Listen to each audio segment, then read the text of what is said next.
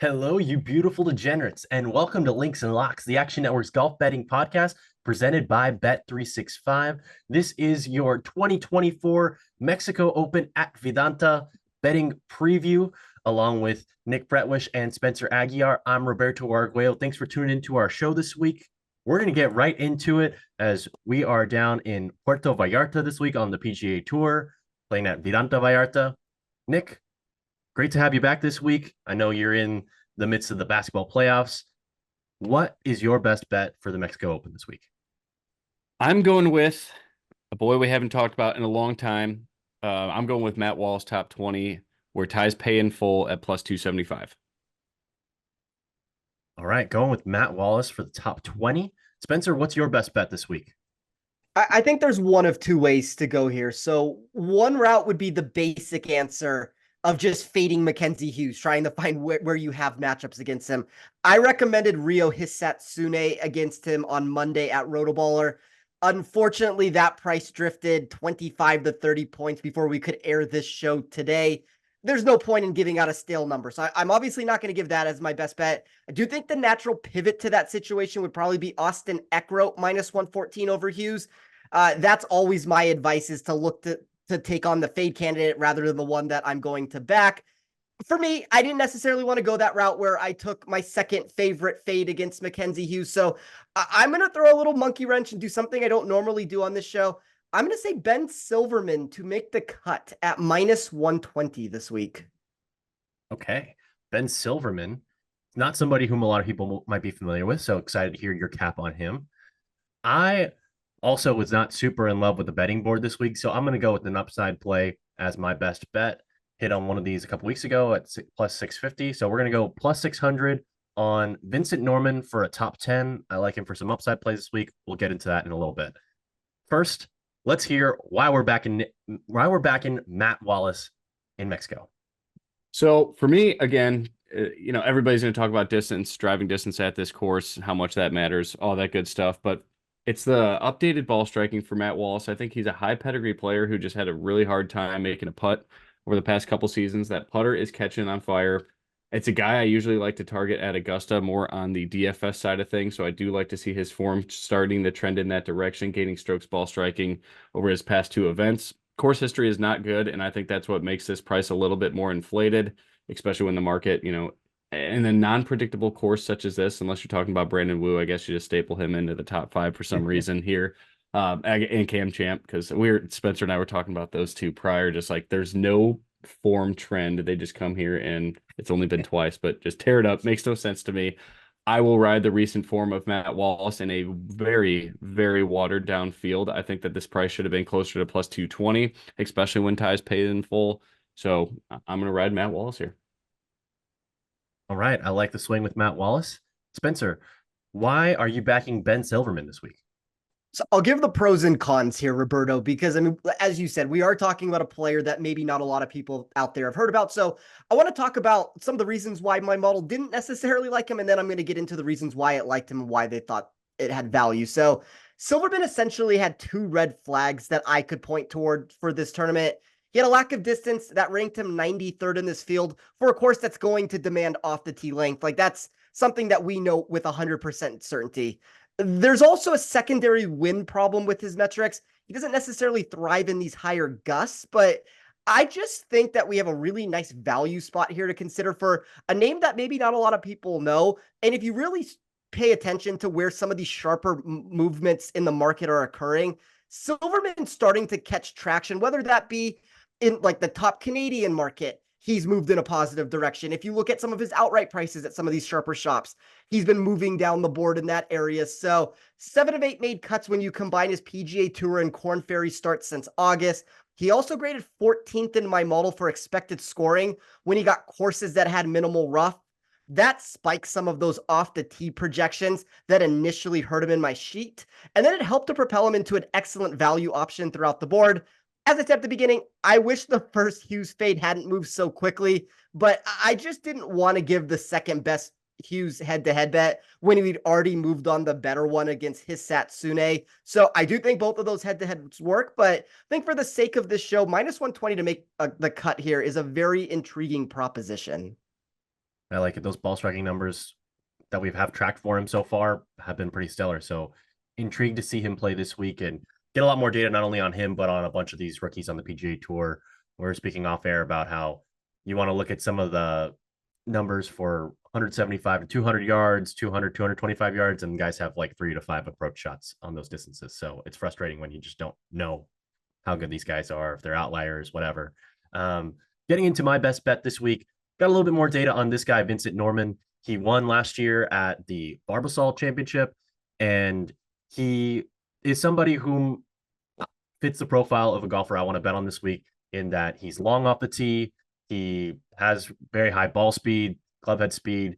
He has upside from outside of 175 yards, and he's a horrific putter. So hopefully we get a little lucky with the putter. These slower, stickier paspalum greens are going to be hopefully a neutralizer for players who have poor putting. And ideally, this helps Vincent Norman, but love that he's super long off the tee. Love that he has upside with his irons. Looking at his proximity numbers last year, where we actually have a decent sample size, he was 35th in proximity from 175 to 200 yards. He was also 22nd in proximity on approaches from outside of 200 yards.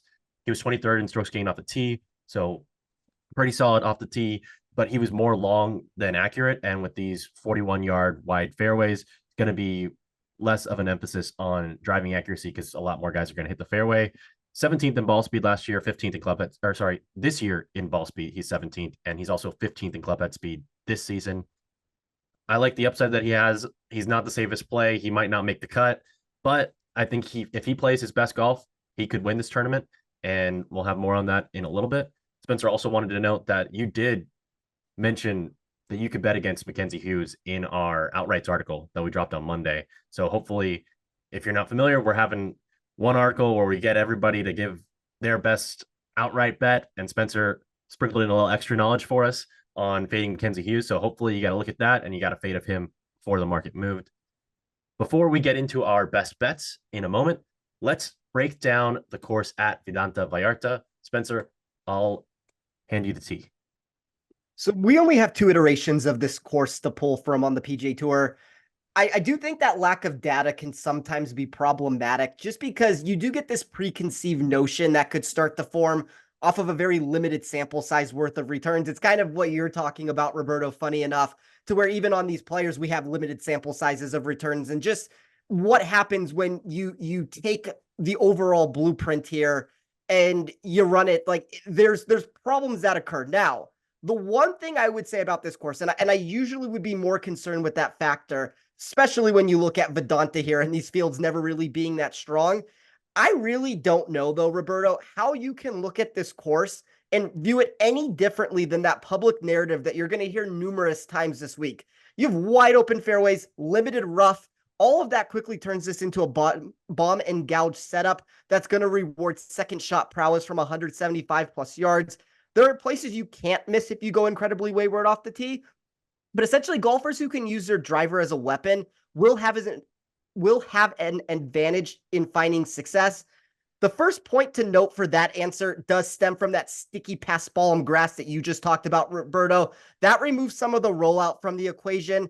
I think while the expected driving distance does see a 14-yard increase over expectation, that grass type factor mixed with the venue being played at sea level really only further enhances the notion that you better be very comfortable with a driver in your hand if you want to find success at this tournament.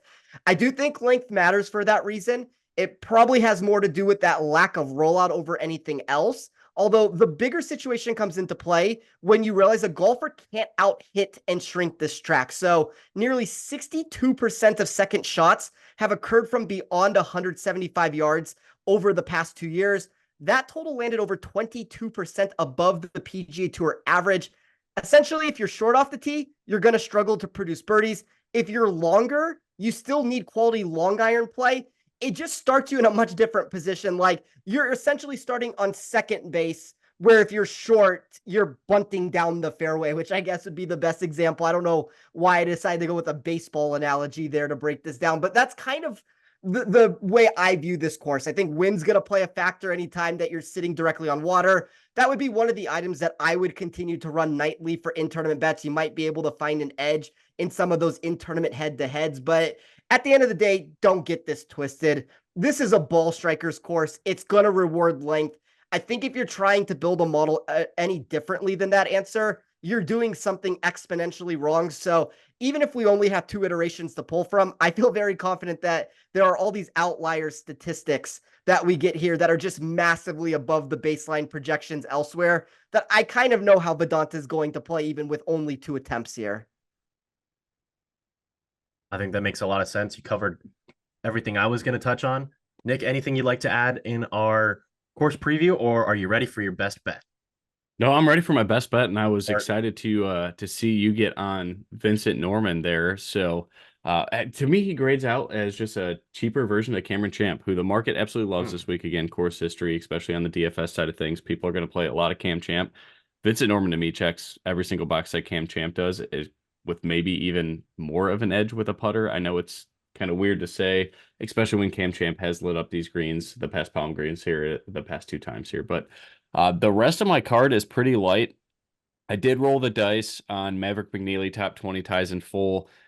I was close with him or Matt Wallace for the best bet going into this show. I was going to have Maverick McNeely, but speaking to Spencer pre-record here, I switched over to Matt Wallace, but I do still like Maverick McNeely at top 20 at plus 240. I don't know if it's buying at the wrong time here. I still think that's a pretty high price or a long price for a guy of his pedigree. I'm worried that the ball striking is getting better and that's going to fall off a cliff like what we used to see from Maverick McNeely, but that was again when he was injured. So for me, I'm betting on the pedigree with Maverick McNeely there. I think that when putts do matter a little bit here on these greens, I think I'd rather back someone that can light up the putting green. Obviously, his distance is much improved, his ball striking is improved, and back to what we saw years ago prior to the injury. And then I did take Eric Van Rooyen at 37 to 1 outright and Matt Wallace at 80 to 1. So a very light card for me with both top 20s on Maverick McNeely and Matt Wallace and outright on them both, and then adding EVR in there. I was close to getting there at Michael Kim at 55 to 1, and my numbers have him at 48 to 1. So he's one of the higher edges I have.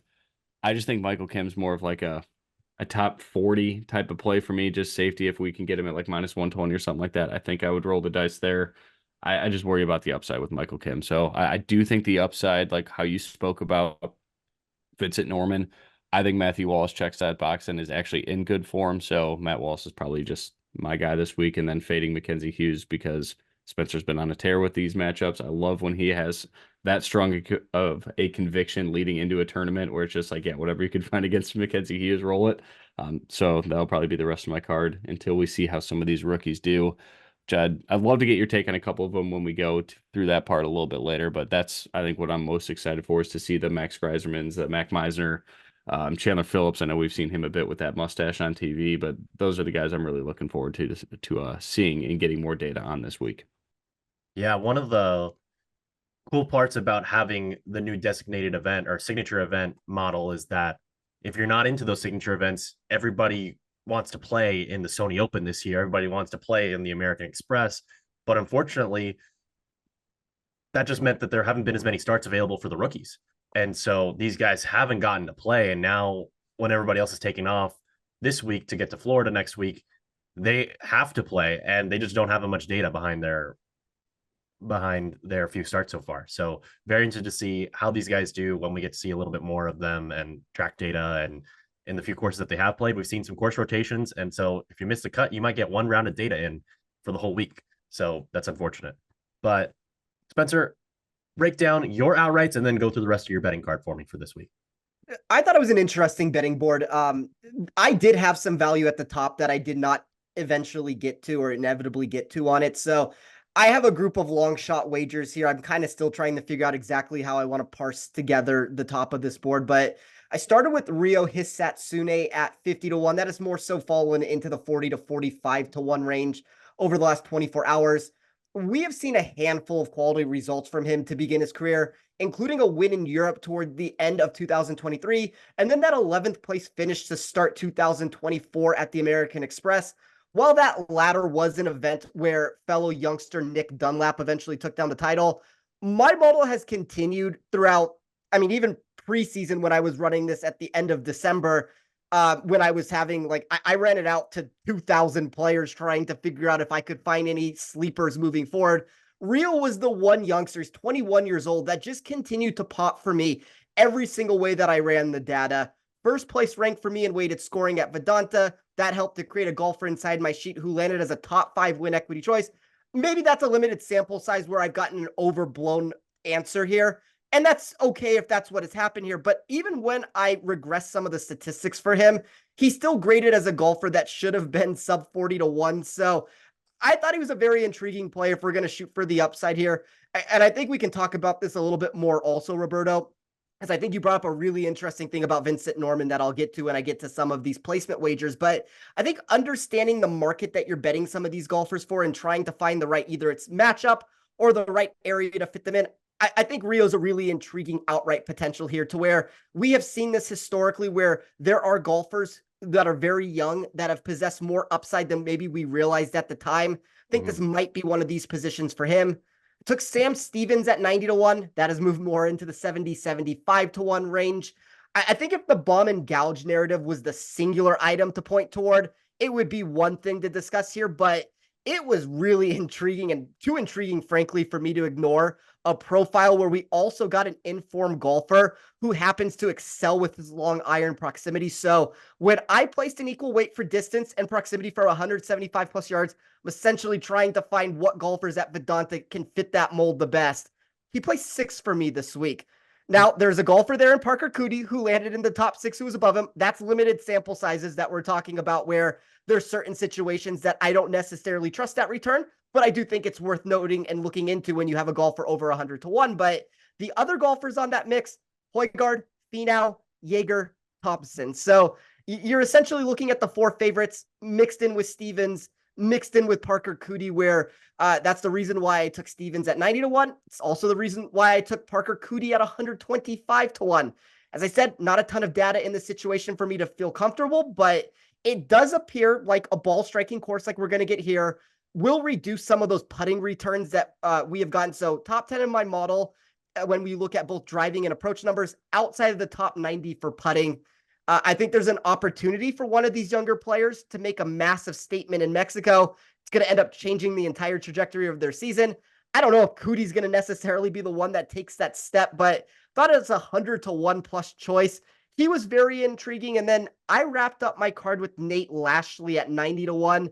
I think this is kind of the Vincent Norman discussion that we're having. And I think Nate Lashley fits this also for a top 10. So there are certain golfers, Lashley and Norman were probably 2 on the high end of that inside of my model, where if you're going to bet them, I think betting them as a top 40 bet is not the ideal way to go. I think there's too much volatility. I think you end up having too much exposure on the wager. I think when they hit big. And I think when they bust, they miss the cut in horrible fashion. And I think Lashley is a name that has that potential that to go either way with that. I think Vincent Norman is the same kind of golfer here, to where if he puts the pieces together, that top 10 outright sort of a wager is where the value comes into play.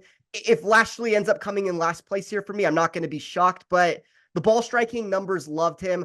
I thought this was a way to get really cheap exposure to him in the outright market. And kind of as I talked about, there are ways to bet this as a top 10 or to play this maybe a little bit more aggressively while still trying to figure out some sort of I guess capped ceiling would be the way to put it. It's just, to me, the cap ceiling for Lashley would be bet him in the top 10. Don't bet him into the top 40.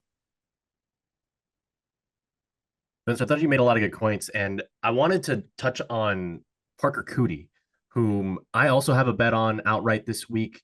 I found him at 110 to 1 out there, so be sure to shop around. I thought that price was too good to pass up, looking at his ball striking, and while I'm not going to trust the proximities for guys who have like 4 shots on a given proximity range, I can trust the ball speeds and the club head speed to know that these guys just move the ball far. And both Parker and his twin brother Pearson have really impressive ball speed and club head speed numbers. So these guys have the profile of guys who, if they are playing well, they can absolutely bomb the ball out there. And we know that golf's in their blood. Their grandfather, I think, won the Masters as well. And I'm very intrigued to see these guys. They're winners. They won a national championship at UT. I think Parker's the better golfer overall than Pearson. Just kind of anecdotally and from what I've seen in a limited sample size, Pearson did win last year on the Corn Ferry Tour, but Parker was a little bit more consistent.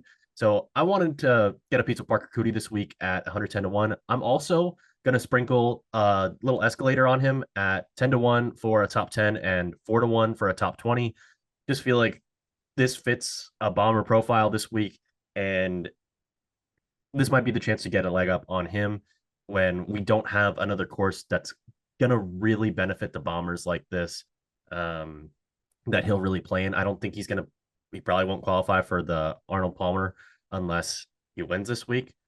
So unlikely that happens, but that's a much stronger field. Going to be tougher to get a top 10, top 20 for him in that field.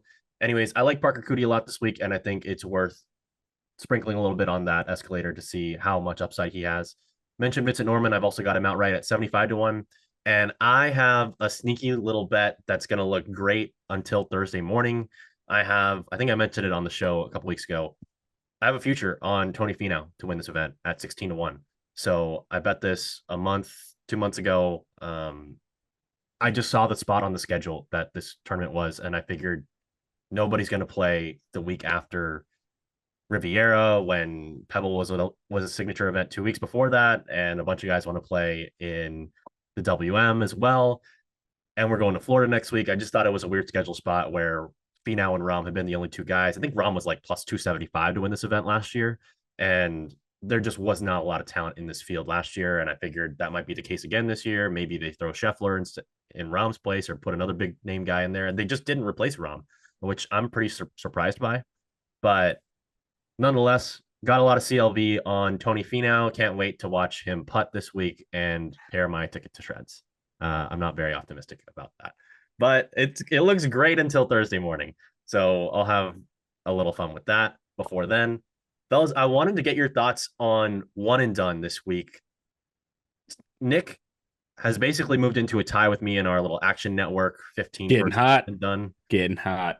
I burned Scotty Scheffler last week, so after I watched a horrific putting performance last week, I did get to watch Tony Finau this week. So this is how I live. This is the life that I've chosen. I don't know for one and done. I think I'm just not going to overthink this one. I'm just going to use Tony Finau because, quite frankly, nobody else is within 1.9 million. I don't remember what the number is outside of Nick and me. And I know Nick doesn't have Tony Finau available. And the other person that I am very nervous about in this pool is Spencer, who also does not have Tony Finau available because you guys both used him. You guys both used him at Torrey Pines. So everybody else might use Tony Finau in the pool, but I know you guys can't. So I'm probably going to use Tony Finau. I've complained about this almost every single week that we've done this show. If you would take my 1B choice to my 1A choice, that was the eventual pick. Like, it came down to either Hovland or Cantlay last week. I rolled with Hovland, and I mean, Hovland earned me 200-something thousand, but Cantlay ends up making that from like 50-something feet on the final hole after taking what looked like a win into a thing that looked like it was going to come outside the top 5, and then all of a sudden he earns all of the extra money at the end there. I was not very happy about that finish. I think I've probably left, I don't know, Roberto, $2 million on the table from just picking like the wrong choice between the two. I'm probably going to play Højgaard. That seems to be the most logical place to go here. The only answer that I would give is that if you believe, then my model does believe this to potentially be an answer. If Højgaard becomes what I think is possible, this could be too low of a spot for him. Like, there might be a better spot to try to play him at some point. That would be my only concern. If it's not him, it's probably Rio, I guess. What would be among your considerations for that spot to use Højgaard later in the season? I would think like something like, I mean, like a players championship or something could be very fun for him. Like, just go like maximum with it, like all the way to the top. When I ran numbers, and this is one of the things I was talking about, and he has to get into some of these bigger events, and like that one is going to be one that he can get himself into. But when I ran my numbers, he was a top 15 or 16 player in pretty much all iterations of how I ran the sheet entering the season. Like, I have massive upside expectations for him, like even more so than the upside expectations that I had for Finau, which is maybe one of the reasons why I decided to use Finau in the capacity I did. That might be one way to look at it. The other way is I'm an addict that just has to play Tony Finau every single week. But I think Højgaard has a lot of interesting potential moving forward. And even if it's not here, like, because that's the thing to me. If people don't play Finau, the next potential play to them is probably going to be Højgaard. I would think. Like, I think those are going to be the two highest owned players where people are not trying to go super low down the board. Maybe that's a reason to use Sam Stevens. Maybe that's a reason to use even deeper than that. Like, I think all cards are on the table this week. It just depends on if you can find a secondary spot to use some of these names. And I think for you, Roberto, Finau's no longer in a position to where he must be used in the bigger events. And I think that's something that we talked about. So if you have a player who's outside the top 20 in the rankings, and now you have a tournament where there's no other event this entire year, he's going to be sub 10 to 1 to win the tournament. It makes a lot of sense. I think there's a nice safety return for him. But I don't know. I haven't made a decision yet. I also have never told the truth on this show. I think I've bluffed my way through it. And then I bluff so much, I bluff myself at the end. I'm also very intrigued by Steven Yeager, of course. That's who yes, I'm that's going that's with, a great one too. Yeah, I was either Yeager or Stevens. I don't think I'm going to get there on the Rio thing, but I will. As of now, Roberto. In all honesty, that is my locked-in player for our contest is Steven Yeager. I like that play. If I didn't have Finau available, I would probably go with Yeager, with Højgaard a close third. But I'm very intrigued by those guys. So, Nick, I know you got to run. You guys are in what round of the playoffs are you guys in right now? We are in the sectional semifinals. So 3 more wins and we will have a state tournament to go down to at my alma mater, the Harvard of the Midwest, Illinois State University. So we'll see how it goes. I think that, if I were to handicap it a little bit, I think every game that we may or may not have from here on out, we should be within a 5 to 6 point underdog or favorite. So it'll be very tight basketball going out here. Awesome. Well, a good coach will get you an advantage on some of those ATOs, everything. So good luck. And thank you, guys. We hope we get to see you guys at state in a few weeks. Thanks. Take care. Good luck this week. All right. Take care, Nick. Spencer, let's hop into our rapid fire unless there are any other plays that you had on your card. Yeah, there's one that I forgot to mention. You're going to have to price search for this, but there is a number on Sam Stevens to come top 20 at plus 345. That is about 100 points larger than the rest of the market right now. So I think that's a nice value grab spot on a golfer in Stevens that I've obviously talked about why I love his upside potential for what he brings from a distance and weighted proximity answer. If you look at what he's done at some of these sharper locations and these sharper books out there, I mean, this is a name that he's a favorite in almost every single matchup. He has moved into the 50 to 60 to 1 range at a lot of shops out there to win this tournament. I think all of those answers are credible moves, and it's one of the reasons why he was a top 10 projected win equity candidate inside of my model. So I'm going to trust some of that. It's going to be a very small exposure for me. It'll be 0.3 units there.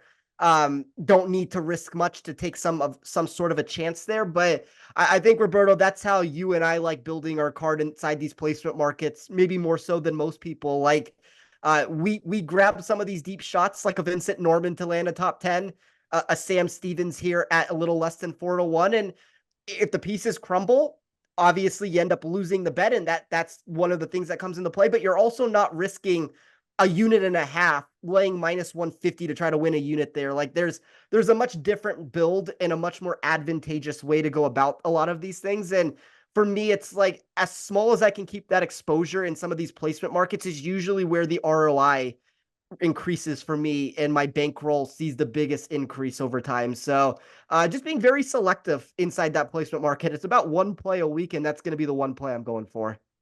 I like it. I really like in these lesser fields when there are more spots available in those top 10s and 20s, shooting for a little bit of upside as well. So very excited to see how some of our upside swings this week turn out, like Cootie and Norman. But as a reminder, the Links and Locks podcast is presented by Bet365. Bet365 doesn't do ordinary. That's why they get you more boosts than anyone else. Every day, they power up the odds on hundreds of bets to give you a chance to win more. Bet365 boosts specific markets, your winnings, and even parlays, and they don't stop there. Keep an eye out for their biggest and best odds with the incredible Super Boost. Check out the boost and see why it's never ordinary at Bet365.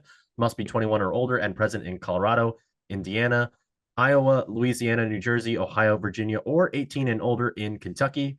Gambling problem? Call 1-800-GAMBLER or 1-800-BETS-OFF in Iowa. Terms, conditions, and restrictions apply. All right, Spencer. I had one bet that just missed my card. Alejandro Tosti minus 120 over Justin Suh. I wanted to fade Suh just because I don't really believe in his ball striking. I know that he's decently long and he's very putter reliant, and I don't think that it's safe to make a bet on someone who's putter reliant on these greens this week. I wanted to fade him. I just didn't have enough information to back Toasty. I like the ball speed, club head speed numbers for him. I like off the tee how he smashes it. He has course history here with a 10th place finish last year.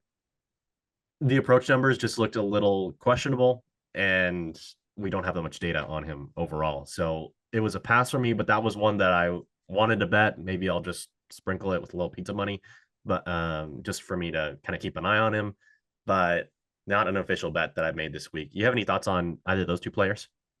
I think Toasty has a higher ceiling if you're looking directly at that. Toasty's 27th in my model this week. Suh is 30th. So I think they're very similar in what, like, I think the price out there sounds fair at minus 110 or minus 120 either way on that. So probably be a void for me based off of that answer. But from a pure upside perspective, my model sees a bigger boost for Toasty there for whatever that's worth. Let's hop into how you feel on these guys as far as upside goes this week. We'll be pulling odds here from the Bet365 enhanced win market.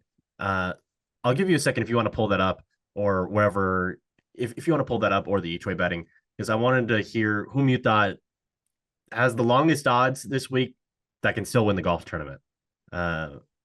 Normally you see guys who are in the 100-1 range this week be 2 or 3 or even 400-1 in a normal tournament that they're in. So didn't think a lot of long shots made a ton of sense this week. There are a handful of guys whom I think can win, like a Davis Riley, but his game has just been in the gutter this year. So I have no idea what to make of him, but I know he's going to pop out of it at some point, or he won't be on the PGA Tour this season because it's been pretty rough. Looking through, I'll say,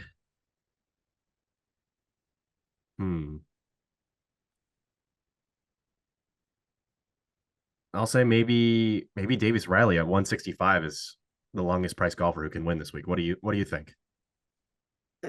I think that the pricing, like, there's a lot of players. Like, I'll use a couple as examples here. Like, I think a Joseph Bramlett is a very intriguing name, but all of a sudden you look at what his outright price actually is in the space and you realize, well, that number is not as deep as you would actually anticipate it being. Like, you can get 100-1. I think it did open a little bit higher than that.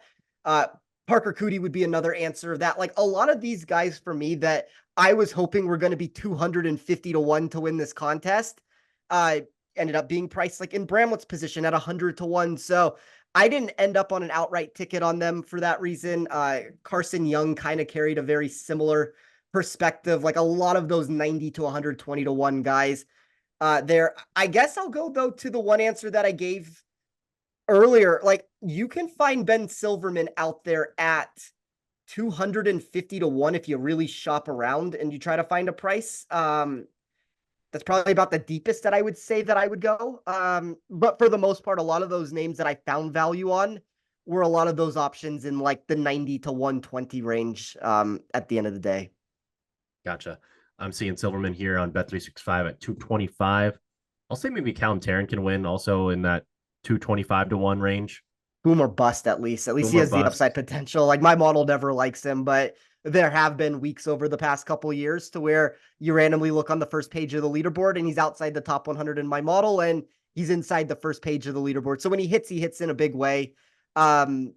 Maybe some of that win play can help him that he has, but I don't know. Like, I do think that regardless of this being a situation where the bottom of this board and maybe the field in general is not as strong as you would want to see, I do think there's a significant drop off, more so than most weeks, that occurs at a certain point on these boards. Like, I could probably look, and we're not going to name every single person here, but there's probably like 40 plus names that I almost can just say have 0% win equity near the very bottom here. And that's not an answer that you would give on most weeks. So I think you're going to have to avoid some of that strength at the top. I know Nick talked about his love for Jaeger, and I'm somebody that also likes Jaeger all the time. I think he's a very intriguing name. I think Davis Thompson's intriguing. I think Højgaard and Finau are intriguing. But at a certain point, if those guys don't win, it does open it up for a lot of those 50 to 125 guys. So that's kind of the range that I want to live in, rather than just peppering the bottom of the board. Because if you look at a Jonathan Vegas, Roberto, I know this is a very long answer here that I'm giving, but if you look at Jonathan Vegas, look at where he was 2 weeks ago. Yeah. I got him at 450 to 1. You're now sitting in a spot with Vegas where I love his upside, but he's 60 to 1 for the most part across the board. Like, that to me is unfortunately where this board fell apart. Ridiculous. I know that you had the top 10, top 20 bet on Vegas as well. So you hopped on him at the right time. And as a result, the price has changed. The field is very different. And I wanted to get into where at some of these drop-offs. I think there's a big drop-off after Jaeger in the top 3 that you mentioned with Højgaard and Finau. Getting onto those guys, would you rather have an outright ticket on Højgaard at 17 to 1 or Jaeger at 24?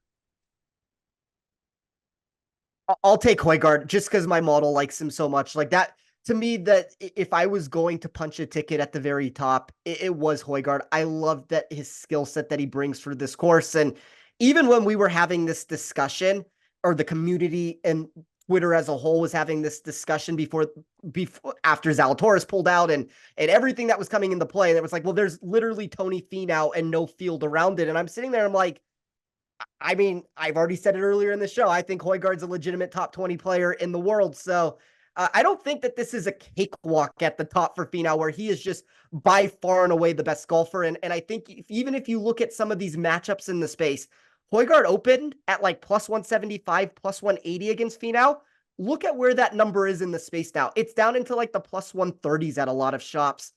There's real credible movement that's occurring for Højgaard, for why I think that like it's Finau and Højgaard as the 2 names to beat. And then probably that third range dips into the Davis Thompson and the Steven Jaeger sort of golfers. I think that makes a lot of sense. And one thing that those 3 golfers at the top of the odds board have in common is they all murder the golf ball. And that normally plays, when you think about bombers on the PGA Tour, you think about Torrey Pines. And all 3 of these guys had really strong performances at Torrey Pines. So it's going to be very interesting to see how they all do at another track where the bombers figure to have an edge. Emiliano Grillo is a guy who's had some success here. He's not a bomber, but he's 27 to 1. Keith Mitchell, one of the best total drivers of the golf ball on the PGA Tour, also 27 to 1. And Thomas Dietrich, who's gone through a really nice run of play, also excelled at Torrey Pines as well. He's 27 to 1. Taylor Pendrith, a guy we talk about a lot on club down courses here on the PGA Tour, he's 27 to 1. He's still also a bomber. Among those 4 golfers at 27 to 1, which one would you most like to have a ticket on? I'm out on Grillo this week. I think his price is far too shallow in any of those ranges of what we're talking about. My model likes Pendrith the best. I think that that's probably the consensus answer that you would hear from most people in the space. Negative trajectory inside of my model for Dietrich. It's almost one of those situations to where until he can prove to me that he can win a golf tournament, I guess I would rather just be on the sidelines and wait for it to happen. Like, anytime he gets close, he crumbles. And that's just the unfortunate situation for him. I think Mitchell is probably the intriguing one just because of the total driving that he brings to the table.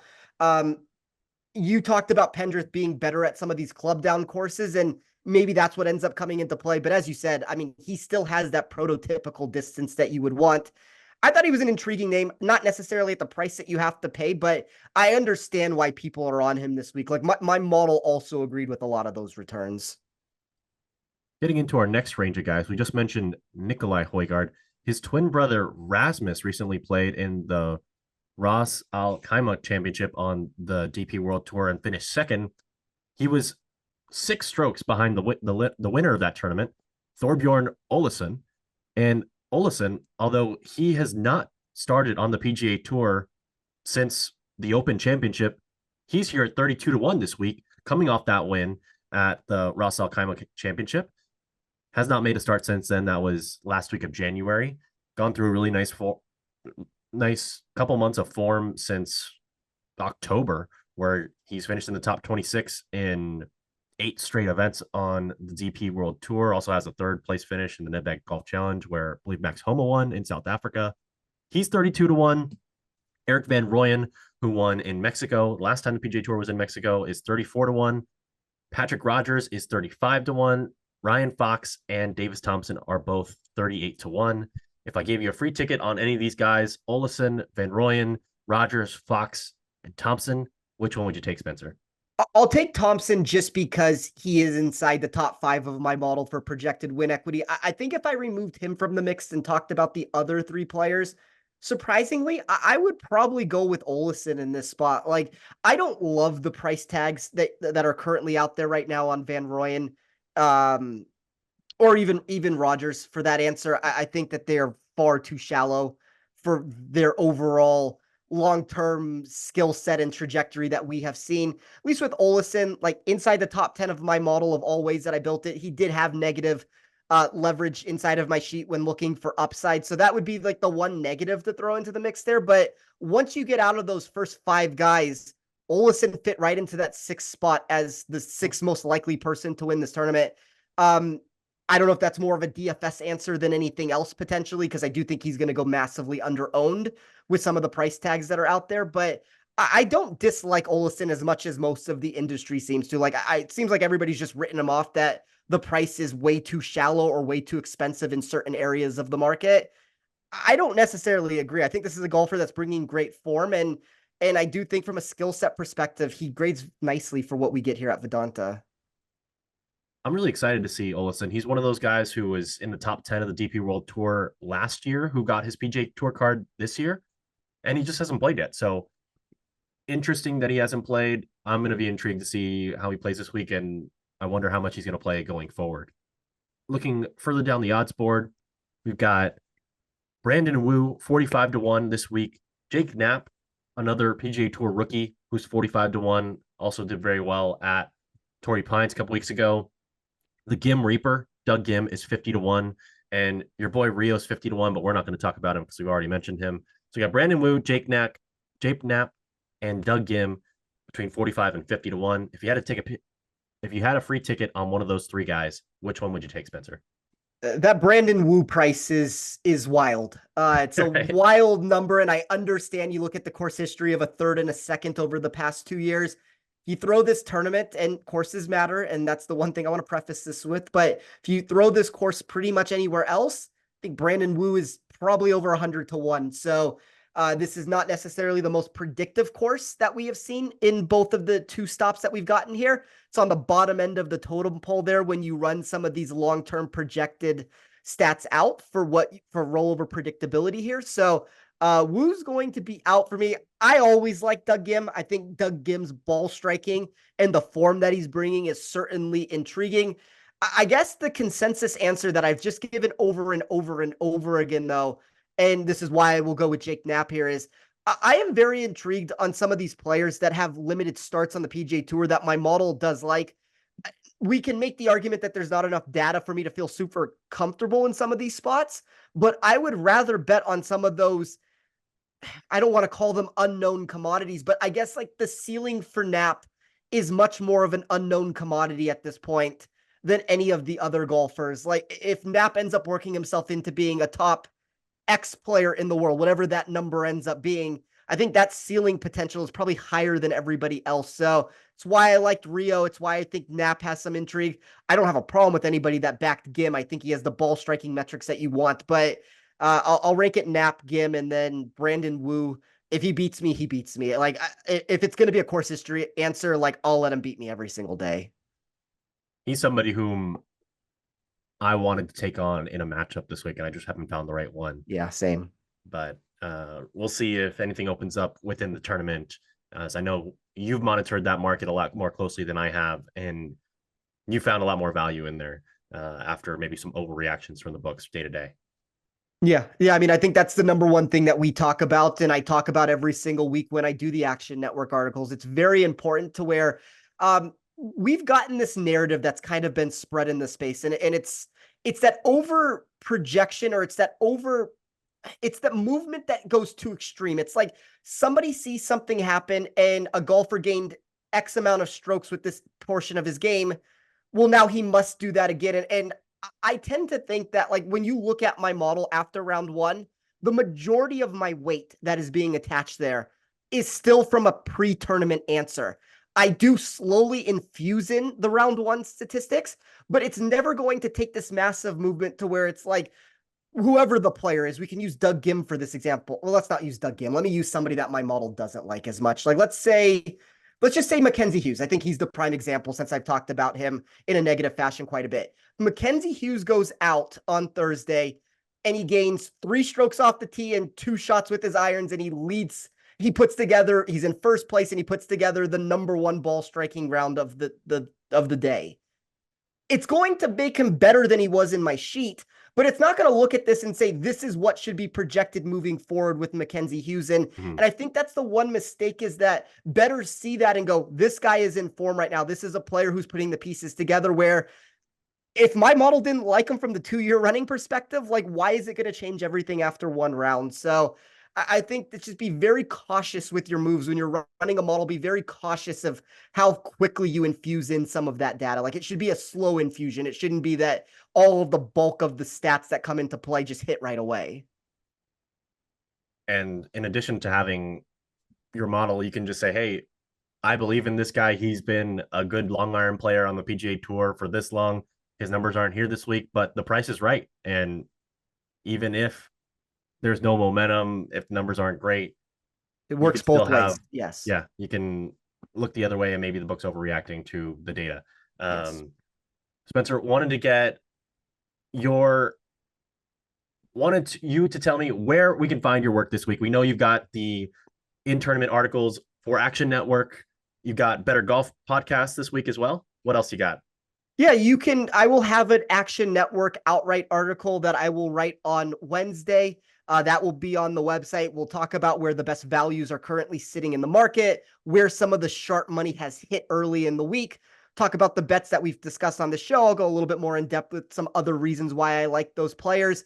It's always a very intriguing article to try to find value, though, that's still left in the space, because as we talk about, Roberto, once a number goes stale, there's no point in talking about it. Like, it's one of the reasons why you have to be on top of these things, and you have to be aware of movement that's going to occur. So we'll do that tomorrow. I will have the in-tournament bets that you talked about during the weekend over at Action. Those have been thriving so far this season. The pre-tournament head-to-heads have even been doing better than that. So unfortunately, that was the Rio over Hughes play. I talked about Eckroat potentially over Hughes as a secondary route to go, but we'll have all those in-tournament options. A lot of these names that we talked about of potentially fading there. And then you can find my model over at Rotoballer. There's, tons of categories and tons of statistics of how you can either look to see how I have everybody weighed and ranked for the week, or you can make a copy of the sheet and weigh the data yourself to create your own model. So that's one of my favorite portions of the model, is that it has user customization to it, to where a user can go through, and if you disagree and you think that strokes gained or driving distance, let's say, if you think that that should be a bigger weight that I've attached, you have the potential to do that. So if you're not doing that yet, consider checking out my model over at Rotoballer. It is an awesome resource that I look at every week, so I highly recommend checking that out and following all of Spencer's work. Spencer, thanks for coming on the show today. I know you're not feeling 100% this week, but hope you feel better, and big thanks to you for being here as always. Also, fill us in on what happened at the convention you were at last week. Oh, I got false information there, Roberto. We lost to Action Network and everything across the board with it. All the Action Network writers and the team as a whole seemed to win pretty much every single award. So congratulations to Matt Mitchell and Scott and everybody. That Scott was down there. I got to meet him. Super nice guy. Action Network is at the pinnacle of the space for a reason. And sometimes I think you get information told to you one way and it doesn't end up coming to fruition with it. But it was a great conference at the end of the day. Like, met a lot of great people there, had some great discussions about the future of gambling and really where things are going in the space. And it was a lot of fun. So I'm a very competitive person. I don't like going to things and not winning, unfortunately, but a great experience at the end of the day. Awesome. Well, hopefully, maybe one day we'll get Nick and me out there too. That'll be cool. Thanks as always for your help this week, Spencer. It was a blast talking with you. Once again, everybody check out our Best Bets podcast as well here on wherever you get your podcasts. You can find all of the golf information you want to find on a weekly basis on the actionnetwork.com, the Action Network app. We got the early outright article already out there. Jason Sobel has his mega guide. I know he's very bullish on Austin Eckroat and Keith Mitchell this week. We'll have our best bets later here on Tuesday night out. And then we got first round leader bets, Prize Picks plays tomorrow. Spencer, you've got your article as well that comes out on Wednesday afternoon. So excited to read that. Thanks again for everybody who contributes to this podcast. Thanks to Matt Mitchell and David Payne and Noah Niederhofer for helping us out on the production side, especially to Noah, who does all of the production of this specific show. Thanks to Nick for hopping on. Good luck to him and women's basketball team. And thanks to all you, the fans, for tuning into our show and helping make this possible. So thanks again to everybody out there. And here's to hoping we hit the green down there in Puerto Vallarta.